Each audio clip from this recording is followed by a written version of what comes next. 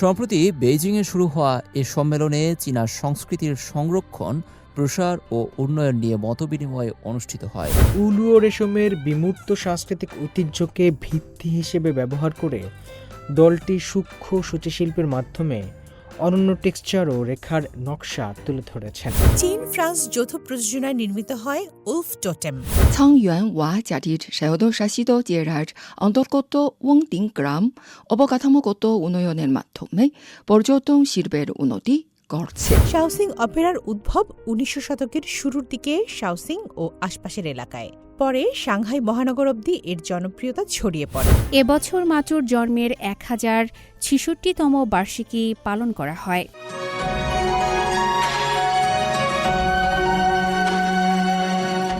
হাজার বছরের প্রাচীন ইতিহাস, ঐতিহ্য আর এক বৈচিত্র্যময় সংস্কৃতি, এর সঙ্গে মিলেমিশে গেছে আধুনিকতা। প্রযুক্তির উৎকর্ষতার কথা সে তো বলাই বাহুল্য, আর এত কিছুকে ধারণ করে আছে এক অপরূপ নৈসর্গ। প্রিয় দর্শক, বলছি চীনের কথা। দ্য গ্রেট ওয়াল শো নিয়ে আপনাদের সামনে হাজির হয়েছে আমি সাকিব সিকান্দার। জানব চীনের সংস্কৃতির নানা খবর।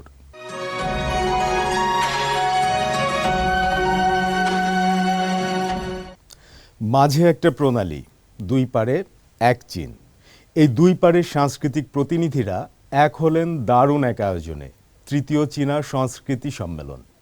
তাইওয়ান প্রণালীর দুপাশের দুই ভূখণ্ডের মানুষ এমন আয়োজনে আরও বেশি গুরুত্ব দিতে চান। সাংস্কৃতিক পরিবেশনা, প্রদর্শনী তো ছিলই, মত বিনিময় সভাতেও ছিল নানা পরিকল্পনা। চলুন এক ঝলক দেখে আসি স্ক্রিনে লুৎফর কবিরের কণ্ঠে। চীনের তাইওয়ান প্রণালীর উভয় পারের সাংস্কৃতিক প্রতিনিধিদের অংশগ্রহণে তৃতীয় আন্তঃপ্রণালী চীনা সাংস্কৃতিক সম্মেলন অনুষ্ঠিত হল। সম্প্রতি বেইজিংয়ে শুরু হওয়া এ সম্মেলনে চীনা সংস্কৃতির সংরক্ষণ, প্রসার ও উন্নয়ন নিয়ে মতবিনিময় অনুষ্ঠিত হয়। এ সময় দুই পারের সাংস্কৃতিক যোগাযোগ ও পারস্পরিক সহযোগিতা আরও জোরদারের উপর গুরুত্বারোপ করেন অংশগ্রহণকারীরা। এবারের সম্মেলনে বিভিন্ন সাংস্কৃতিক ক্ষেত্র নিয়ে একাধিক উপফোরামের আয়োজন করা হয়েছে। পাশাপাশি সাংস্কৃতিক পরিবেশনা, প্রদর্শনী ও পরিদর্শন সহ নানা কার্যক্রম তো আছেই। অংশগ্রহণকারীরা বলেন, সংস্কৃতি একটি জাতির আত্মা, যা প্রণালীর উভয় পারের স্বদেশীদের রক্তের সঙ্গে অবিচ্ছেদ্যভাবে যুক্ত এবং দুই পারের জনগণকে সংযুক্ত রাখা সবচেয়ে দৃঢ় আত্মিক বন্ধন। চীনা সংস্কৃতির টেকসই উন্নয়ন বিষয়ক ফাউন্ডেশনের চেয়ারম্যান লিউ ছাও শিওয়ান এ আয়োজন নিয়ে দারুণ আশাবাদী।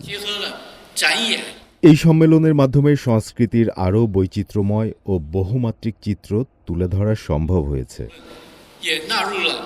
চীনা লেখক অ্যাসোসিয়েশনের সভাপতি চাং হেসেনও আশাবাদী।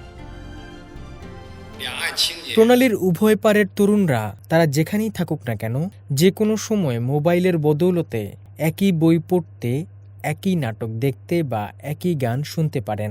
তারা তাৎক্ষণিক মন্তব্য বিনিময় করতে, পর্যালোচনা লিখতে এবং নিজেদের স্বপ্ন ও আকাঙ্ক্ষা নিয়ে কথা বলতে পারেন। এর মাধ্যমে চিন্তা ও আবেগের নিরবচ্ছিন্ন সংযোগ গড়ে উঠছে।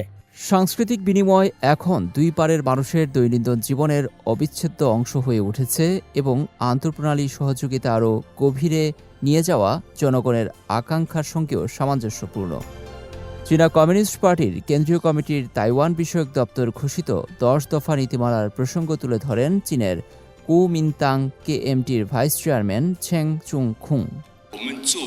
এই নীতিমালায় উভয় পারের পারিবারিক বন্ধন ও সুন্দর জীবন তুলে ধরা হয়েছে। পাশাপাশি চলচ্চিত্র ও টেলিভিশন কর্ম প্রদর্শন ও সম্প্রচারকে উৎসাহিত করার প্রতিশ্রুতির কথা রয়েছে। আমি বিশ্বাস করি তাইওয়ানের সমাজ এটি দেখতে চায়। প্রকৃত তাইওয়ানের বাসিন্দা হিসেবে আমাদের সাংস্কৃতিক পরিচয়ের ভিত্তিতে গর্বের সঙ্গে এবং স্পষ্টভাবে নিজেদের চীনা পরিচয় স্বীকার করা উচিত। লুৎফর কবির, সিএমজি বাংলা। এবার এক ঝাঁ চকচকে মঞ্চ, শৈল্পিক ঢঙে হাঁটছেন নারী পুরুষ মডেল। তারা গায়ে জড়িয়েছেন স্টাইলিশ সব পোশাক। তাদের পোশাকের নকশায় ফুটে উঠেছে চীনের ঐতিহ্য আর প্রকৃতি। এক দৃষ্টিনন্দন ও প্রাণ প্রাচুর্যময় আয়োজন। আমরা এখন যাব সেই মঞ্চে। বেইজিংয়ে 2026 চায়না গ্র্যাজুয়েট ফ্যাশন উইক মঞ্চে রং ছড়ালো। 59টি বিশ্ববিদ্যালয়ের 3000-এরও বেশি শিক্ষার্থী ডিজাইনার এতে অংশ নিয়েছিলেন। চীনের ঐতিহ্যবাহী কারুশিল্পের প্রতি শ্রদ্ধা জানাতে এই তরুণ ডিজাইনাররা নানা সংগ্রহ উপস্থাপন করেছেন। সুচৌ বিশ্ববিদ্যালয়ের আর্ট স্কুলের শিক্ষার্থী ইয়াংচি নদীর দক্ষিণাঞ্চলের শাস্ত্রীয় সংস্কৃতি ও নান্দনিক ঐতিহ্য থেকে অনুপ্রাণিত হয়েছেন। তারা সাংস্কৃতিক প্রতীকগুলোকে গঠনশৈলী ও রঙের বিন্যাসেও রূপান্তর করেছেন। উল ও রেশমের বিমূর্ত সাংস্কৃতিক ঐতিহ্যকে ভিত্তি হিসেবে ব্যবহার করে দলটি সূক্ষ্ম সূচিশিল্পের মাধ্যমে অনন্য টেক্সচার ও রেখার নকশা তুলে ধরেছেন। আমি ইয়াংচি নদীর দক্ষিণে আবাবিল পাখির ফিরে আসার প্রাণবন্ত সৌন্দর্য তুলে ধরেছি। এ কাজে আমি রূপার সুতা ও পুঁতির ব্যবহারে ঐতিহ্যবাহী সূচিশিল্প ব্যবহার করেছি। একই সঙ্গে বর্তমান সময়ে মানুষের পরিশীলিত ও সুন্দর জীবনের অনুসন্ধানও এতে তুলে আনার চেষ্টা করেছি। আমরা ব্যবহারিক পোশাকের গুরুত্ব তুলে ধরতে হানি জনগোষ্ঠীর ঐতিহ্যবাহী ধান চাষ সংস্কৃতি থেকে অনুপ্রেরণা নিয়েছি। পোশাকের সামনে প্ল্যাকেটের গঠনকে আরও আকর্ষণীয় ও স্তরযুক্ত হাতা যোগ করেছি, যাতে নকশাগুলো আধুনিক মানুষের দৈনন্দিন পোশাক হিসেবে আরও উপযোগী হয় এবং জাতিগত ঐতিহ্যবাহী সংস্কৃতি সমসাময়িক ফ্যাশনে প্রাসঙ্গিক থাকে। সুচৌ বিশ্ববিদ্যালয়ের সংগ্রহগুলো যেখানে দক্ষিণ চীনের পরিশীলিত সৌন্দর্য তুলে ধরেছে, সেখানে ইউনান আর্টস বিশ্ববিদ্যালয়ের শিক্ষার্থীরা সৃজনশীল অনুপ্রেরণার জন্য চীনের দক্ষিণ পশ্চিম সীমান্তাঞ্চলের বৈচিত্র্যময় জাতিগত সংস্কৃতিকেই বেছে নিয়েছেন। তারা তাই, হানি, মিয়াও, ই এবং চুয়াং এই 5 জাতিগোষ্ঠীর পোশাক থেকে ঐতিহ্যবাহী নকশা, সূচিশিল্পের কৌশল এবং রঙের বিন্যাস গ্রহণ করেছেন। পাহাড় ও নদী ঘেরা অঞ্চলগুলোর ঐতিহ্যবাহী উপাদানগুলোকে আধুনিক ফ্যাশনের ভাষায় নতুনভাবে উপস্থাপন করেছেন তারা। আমরা ব্যবহারিক পোশাকের গুরুত্ব তুলে ধরতে হানি জনগোষ্ঠীর ঐতিহ্যবাহী ধান চাষ সংস্কৃতি থেকে অনুপ্রেরণা নিয়েছি। পোশাকের সামনে প্ল্যাকেটের গঠনকে আরও আকর্ষণীয় স্তরযুক্ত হাতা যোগ করেছি, যাতে নকশাগুলো আধুনিক মানুষের দৈনন্দিন পোশাক হিসেবে আরও উপযোগী হয় এবং জাতিগত ঐতিহ্যবাহী সংস্কৃতি সমসাময়িক ফ্যাশনের সঙ্গে প্রাসঙ্গিক থাকে। উপ উষ্ণমণ্ডলীয় দক্ষিণ পশ্চিম অঞ্চল থেকে উত্তর পূর্ব চীনের তুষারাবৃত প্রাকৃতিক পরিবেশে ভিন্ন মাত্রায় এনে নর্থ ইস্ট ইলেকট্রিক পাওয়ার বিশ্ববিদ্যালয়ের ফ্যাশন ইনস্টিটিউটের শিক্ষার্থীরা বরফ ও তুষার নিয়ে সৃজনশীল ফ্যাশন সংগ্রহ উপস্থাপন করেছেন। তুষারে আচ্ছাদিত ছাংপাই পর্বতমালা থেকে অনুপ্রাণিত এসব নকশায় চীনের সৌন্দর্য বোধ ও আধুনিক ফ্যাশন শৈলীর সমন্বয় ঘটানো হয়েছে। প্রাকৃতিক বরফ তুষারের দৃশ্য এবং ঐতিহ্যবাহী ওরোছেন জাতিগোষ্ঠীর পশুচর্ম টোটেমকে স্বতন্ত্র ফ্যাশন উপাদানে রূপ দেয়া হয়েছে। দলটি শীতকালীন খেলাধুলার জন্য উপযোগী কার্যকরী শীতবস্ত্র তৈরির দিকেও গুরুত্ব দিয়েছে। ঐতিহ্যবাহী জাতিগত পোশাকের টেক্সচার যুক্ত করে তারা এমন পোশাক তৈরি করেছেন যা ব্যবহারিকতা ও নান্দনিকতার মধ্যে ভারসাম্য বজায় রেখে চীনের বরফ তুষার সংস্কৃতির অনন্য আকর্ষণ তুলে ধরে। এই পোশাকটি বিশেষভাবে ক্রস কান্ট্রি স্কিইংয়ের জন্য তৈরি করা হয়েছে। এটি দীর্ঘাকৃতির হওয়ায় অসাধারণ উষ্ণতা দেয়। স্কিইংয়ের সময় যেন বাধা সৃষ্টি না করে সেজন্য আমি নিচের অংশ আরও চওড়া ও বড় করেছি। পাশাপাশি কাঁধে অতিরিক্ত প্যাডিং যোগ করেছি এবং বায়ুর বাধা কমাতে সরল রেখা ভিত্তিক নকশা ব্যবহার করেছি। Hosne Mobarak Sourav, CMG Bangla. Wolf totem এক চীনা উপন্যাস। লু চিয়ামিন এটি লিখেছিলেন ছদ্মনামে, কিছুটা আত্মজীবনীমূলক। এতে উঠে এসেছে বেইজিংয়ের এক তরুণ শিক্ষার্থীর কথা।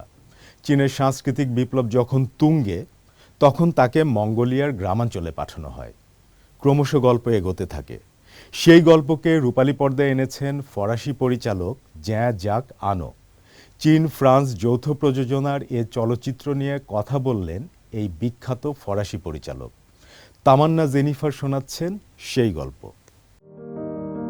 চীন ফ্রান্স যৌথ চলচ্চিত্র প্রযোজনার ভূয়সী প্রশংসা করেছেন খ্যাতিমান ফরাসি চলচ্চিত্র পরিচালক জ্যাঁ জ্যাক আনো। ফ্রান্সের রাজধানী প্যারিসে 11তম চীনা চলচ্চিত্র উৎসবের উদ্বোধনী আয়োজনে তিনি একে এক অসাধারণ অভিজ্ঞতা হিসেবে তুলে ধরেন। চীন ফ্রান্স যৌথ প্রযোজনায় নির্মিত হয় উলফ টোটেম। চলচ্চিত্র সহ সমৃদ্ধ কর্মজীবনের অধিকারী আনো চলচ্চিত্রটির শুটিং প্রক্রিয়াকে এক অসাধারণ অভিজ্ঞতা হিসেবে স্মরণ করেন। উলফ টোটেমকে যৌথ প্রযোজনার এক অসাধারণ অভিজ্ঞতা বলে তুলে ধরেন। শুটিং সেটে আমার সঙ্গে ৬০০ সদস্যের একটি দল কাজ করেছিল। তারা সবাই অত্যন্ত আন্তরিক, নিরলস, দক্ষ ও স্নেহশীল ছিল। আমি পূর্ণ স্বাধীনতা উপভোগ করেছি। প্রযোজকরাও ছিলেন অত্যন্ত চমৎকার। শুটিং চলাকালে চীনের মরুভূমি কিভাবে সবুজ হয়ে উঠল সে বিষয়েও কথা বলেন তিনি। আমি এ ধরনের যৌথ প্রযোজনাকে বন্ধুত্ব ও দায়িত্ববোধের এক গল্পের মতো মনে করেছি, কারণ আমি দেখেছি দেশকে আরও সবুজ ও পরিবেশের প্রতি মানুষকে আরও শ্রদ্ধাশীল করে তোলার একটি মহৎ উদ্যোগ সেখানে ছিল। আমি তা নিজের চোখে দেখেছি। প্রতিদিন সকালে স্টুডিওতে যাওয়ার পথে গাছ বোঝাই ট্রাক দেখতে পেতাম। তখন আমার স্টুডিওর চারপাশটা ছিল এক শিল্পাঞ্চলীয় মরুভূমি। এখন সেটি বনভূমির মাঝখানে অবস্থান করছে।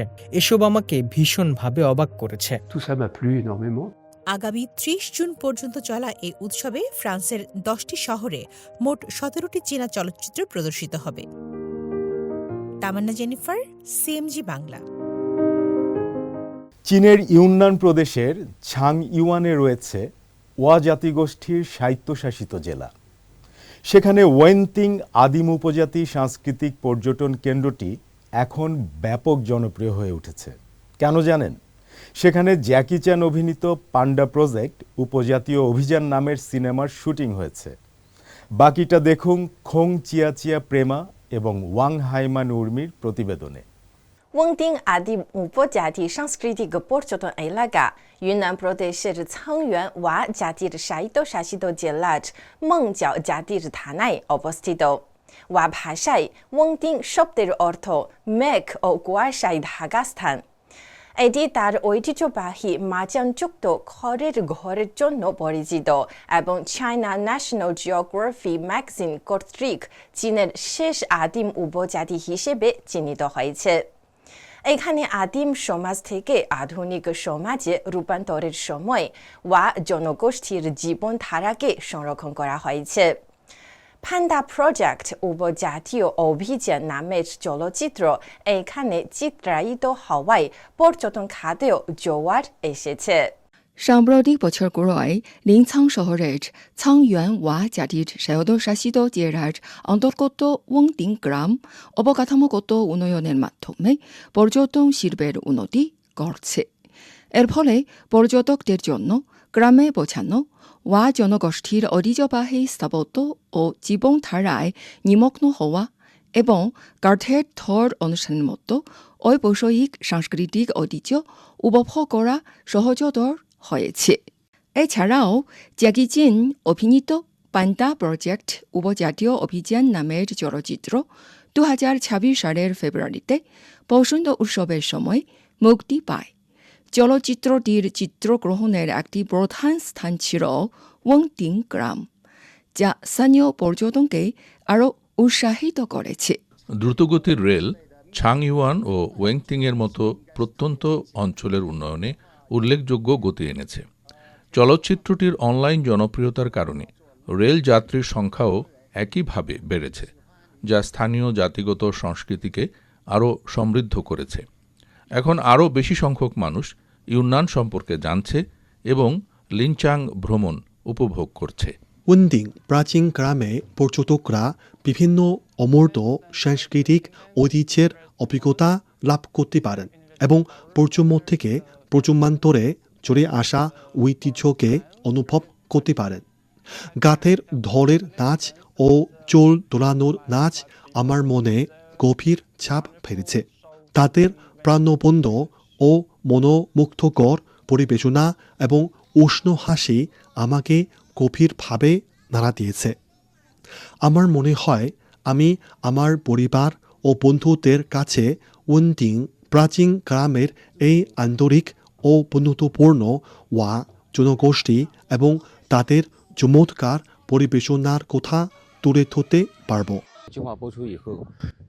পান্ডা প্রজেক্ট উপজাতীয় অভিযান বাস্তবায়নের পর থেকে ওয়েনতিং পর্যটন কেন্দ্রে পর্যটকের সংখ্যা উল্লেখযোগ্যভাবে বৃদ্ধি পেয়েছে। আমাদের পরিসংখ্যান অনুযায়ী বিগত বছরগুলোর একই সময়ের তুলনায় পর্যটকের সংখ্যা প্রায় 15% বৃদ্ধি পেয়েছে। বর্তমানে দৈনিক গড় পর্যটকের সংখ্যা প্রায় 700-র কাছাকাছি। চলচ্চিত্রটির জনপ্রিয়তার কারণে 2026 সালের বসন্ত উৎসবের ছুটি ঘনিয়ে আসার সাথে সাথেই ওয়ংটিং প্লাজিং গ্রামে পর্যটকদের সংখ্যা বেশ বেড়ে যায়। এর মধ্যে দক্ষিণ পূর্ব এশিয়ার পর্যটকদের সংখ্যা 40%ও বেশি ছিল। ওয়ংটিং গ্রামে একটি গ্রামীণ পুনরুজ্জীবন পরিষদ ও বিভিন্ন বিশেষায়িত সমবায় সমিতি প্রতিষ্ঠিত হয়েছে। গ্রামবাসীরা তাদের দক্ষতার ভিত্তিতে পর্যটন সম্পর্কিত কাজে নিযুক্ত, যেমন ট্যুর গাইডিং, অভিনয়, ব্রোকেট বয়ন এবং বারিস্তা হিসেবে কাজ। ওয়ংটিং একটি টাইম ক্যাপসুলের মতো, যা ওয়া জনগোষ্ঠীর ইতিহাস ও সংস্কৃতিকে নিখুঁতভাবে সংরক্ষণ করেছে এবং প্রত্যেক দর্শনার্থীকে এখানে শান্তি ও অনুপ্রেরণা খুঁজে পেতে সাহায্য করে। প্রেমা, সিএমজি, বেজিং থেকে।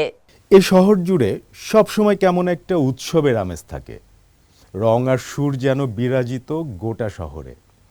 এমন বর্ণিল সুরেলা পরিবেশ উপভোগ করতে যেতে হবে চীনের চেচিয়াং প্রদেশের শাওসিং শহরে। এটি ঐতিহ্যবাহী অপেরার শহর হিসেবে দারুণ পরিচিতি পেয়েছে। এখানে ঘুরতে আসা মানুষগুলো চমকপ্রদ সব দৃশ্য আর সুরের মূর্ছনা নিয়ে বাড়ি ফেরেন। চলুন আমরাও এক ঝলক চোখ বুলিয়ে আসি। শুনব তামান্না জেনিফারের কণ্ঠে।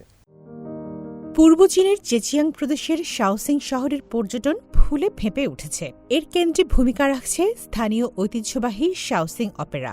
গোটা দেশের আনাচে কানাচে থেকে দর্শনার্থীরা আসছেন এক অপরূপ সংস্কৃতি উপভোগ করতে। এক উৎসবমুখর পরিবেশে তাদের সময় কাটে। শাওসিং অপেরার উদ্ভব 1900 শতকের শুরুর দিকে শাওসিং ও আশপাশের এলাকায়। পরে সাংহাই মহানগর অবধি এর জনপ্রিয়তা ছড়িয়ে পড়ে।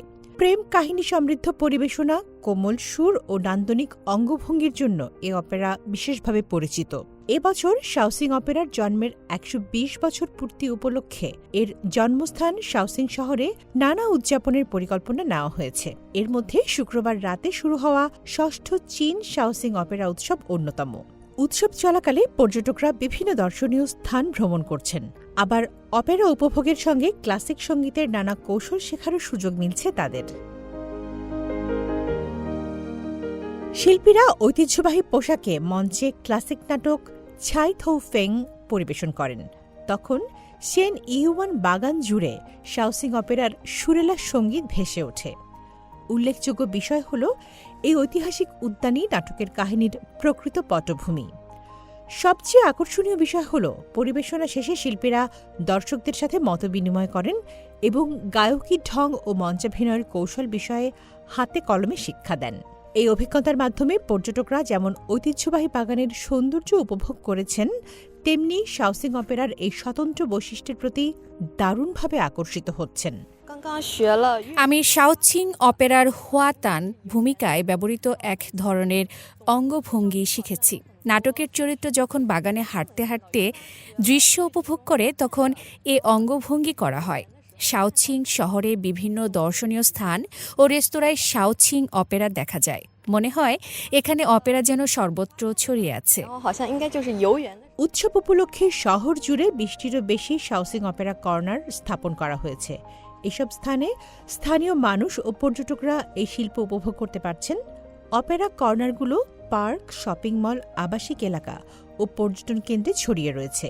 পাশাপাশি শিক্ষা প্রতিষ্ঠান ও কমিউনিটিতেও শাওসিং অপেরা প্রচারের উদ্যোগ নেওয়া হয়েছে। শুধু উৎসবের উদ্বোধনী দিনেই শাওসিংয়ের প্রধান পর্যটনগুলোতে দর্শনার্থীর সংখ্যা আগের বছরের একই সময়ের তুলনায় 13.5% বেড়েছে। এর মধ্যে 50%-এর বেশি দর্শনার্থী অন্য শহর থেকে এসেছেন। আমরা আরও বৈচিত্র্যময় উপায়ে শাওসিং অপেরাকে মানুষের দৈনন্দিন জীবন এবং শহরের অলিগলিতে পৌঁছে দিতে চাই, যেন এটি আমাদের শহরের একটি সুন্দর সাংস্কৃতিক প্রতীক হয়ে ওঠে। পাশাপাশি আমরা আরও নতুন সংস্কৃতি পর্যটন পণ্য চালু করারও আশা করছি। তামান্না জেনিফার, সিএমজি বাংলা। চীনের পূবে ফুজিয়ান প্রদেশ, সেখানে শান্ত সমুদ্র ঘেরা মেইচো দ্বীপ, আর সেখানেই থাকেন সমুদ্রের দেবী মাচু। তাকে সম্মান জানাতে ঢল নেমেছিল ভক্তদের। সংস্কৃতি আর আবেগের মিলন মেলায় পরিণত হয় গোটা মেইচো। ধূপের গন্ধ, ঢাকের শব্দ আর প্রার্থনার সুর মুখর হয়ে ওঠে গোটা দ্বীপ। সমুদ্রযাত্রী ও জেলেদের রক্ষা করেন মাচু। শতাব্দীর পর শতাব্দী ধরে চলছে তার পূজা অর্চনা। তাই এই উৎসব নিয়ে মানুষের আবেগ ছিল চোখে পড়ার মতো। অনেকের কাছে এটি আধ্যাত্মিক শান্তির যাত্রা, আবার কারো কাছে নতুন করে শিকড়ের সন্ধান। মাচু দেবীর জন্মবার্ষিকীর আয়োজন নিয়ে বিস্তারিত জানাচ্ছেন আফরিন মিম। চীনের ফুজিয়ান প্রদেশের মেইচু দ্বীপ যেন পরিণত হয়েছিল ভক্তদের মিলন মেলায়। সমুদ্রের দেবী হিসেবে পরিচিত মাচুর জন্মবার্ষিকী উপলক্ষে হাজার হাজার মানুষ জড়ো হন ঐতিহাসিক মেইচু মাচু মন্দিরে। এবছর মাচুর জন্মের 1066তম বার্ষিকী পালন করা হয়। অনুষ্ঠানে চীন ও বিদেশের বিভিন্ন মাচু সাংস্কৃতিক সংগঠনের প্রতিনিধিদের পাশাপাশি তাইওয়ান থেকে আসেন 4 শতাধিক দর্শনার্থী। তাইওয়ানের অসংখ্য মানুষ মাচুকে পূজা করেন। প্রতি বছর আমরা হাজার হাজার ভক্তকে নিয়ে মেইচু দ্বীপে আসি। দুই পারের মানুষের মধ্যে আরও বেশি যোগাযোগ ও সাংস্কৃতিক বিনিময় হোক, সেটাই আমাদের প্রত্যাশা। বিশ্বাস করা হয় মাচু সমুদ্র যাত্রী ও জেলেদের রক্ষা করেন। শত শত বছর ধরে ফুজিয়ান, তাইওয়ান সহ চীনের উপকূলীয় অঞ্চলে মাচু সংস্কৃতি বিশেষ গুরুত্ব বহন করে আসছে। মাচুকে স্মরণ করার এই ঐতিহ্যবাহী অনুষ্ঠানকে চীনের 3টি প্রধান লোকজ আচার অনুষ্ঠানের একটি হিসেবে ধরা হয়। 2006 সালে এটি জাতীয় অধরা সাংস্কৃতিক ঐতিহ্যের তালিকায় অন্তর্ভুক্ত হয়। আমরা চাই আরও বেশি মাচু ভক্ত এই আধ্যাত্মিক ঠিকানায় ফিরে আসুক। এখানে ইতিহাস, সংস্কৃতি ও মানুষের আত্মিক বন্ধনের অনুভূতি একসঙ্গে মিশে আছে। প্রাচীন বিশ্বাস, লোকজ সংস্কৃতি আর মানুষের আত্মিক বন্ধন সব মিলিয়ে মেইচু দ্বীপের এই আয়োজন হয়ে উঠেছে সাংস্কৃতিক ঐতিহ্যের এক অনন্য প্রতীক।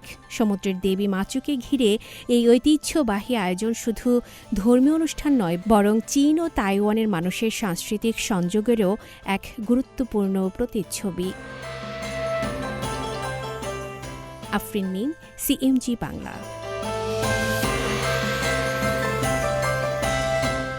প্রিয় দর্শক, দ্য গ্রেট ওয়াল শো আজ এ পর্যন্তই। আমাদের অনুষ্ঠানটি টেলিভিশনের পাশাপাশি সোশ্যাল মিডিয়ায় দেখতে পারেন। ভিজিট করুন www.facebook.com/cmg বাংলা এবং ইউটিউব চ্যানেল সিএমজি বাংলাতে। পরবর্তী পর্বে দেখা হবে। সবাই ভালো থাকুন, সুস্থ থাকুন।